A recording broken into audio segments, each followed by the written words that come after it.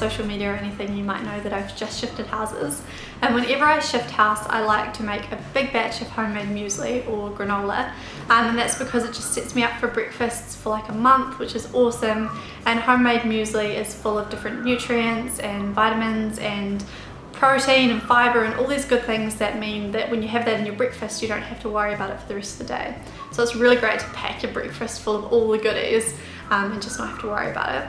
So this muesli that I'm making is actually apricot muesli, and I love apricots and they're in season at the moment, so it's a great way to be able to use fruit that are in season because they're a lot cheaper.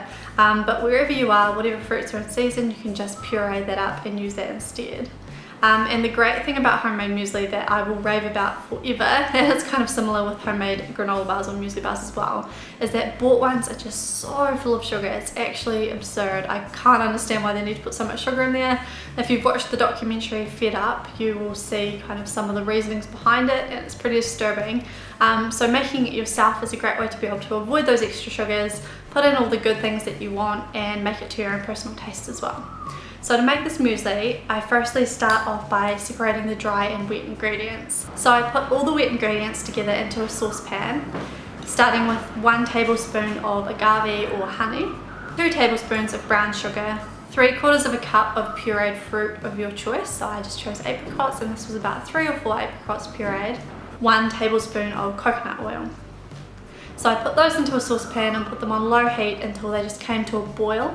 And I allowed them to boil for a couple of minutes until they kind of formed a nice sauce. Then you add the dry ingredients, and with this you can choose which ones you want to add in now and which ones you want to add in after. So I add about half my nuts and seeds and things into this mixture, and then I add the other half of them after I've taken it out of the oven.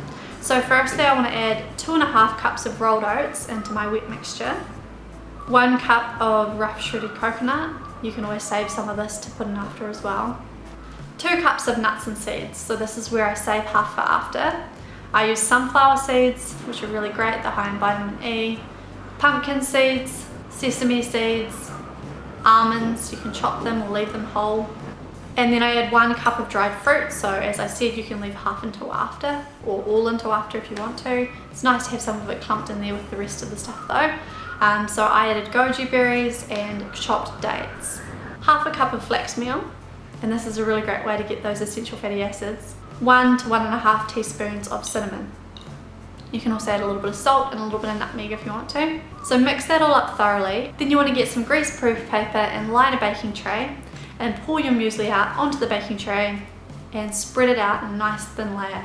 And then you can put it into a preheated oven on 375 Fahrenheit or 180 degrees Celsius for around 20 minutes, and then take it out and kind of stir it. Bring those edges in and the center out so it all gets nice and evenly distributed, and then you want to put it in for another 20 minutes. And then once you take it out, leave it to cool down, and it should crisp up nicely, and then you can add in your remaining nuts and seeds and dried fruit if you hadn't put them all in the first lot. So once it's cooled down fully, you can put it into a storage jar or container. This was not whole full batch of it, this was most of it, but it makes quite a big batch. It should last 3 or 4 weeks depending on how you eat it, but I probably have about half a cup with some fresh fruit and some yogurt or coconut milk or soy milk in the morning. It's just delicious.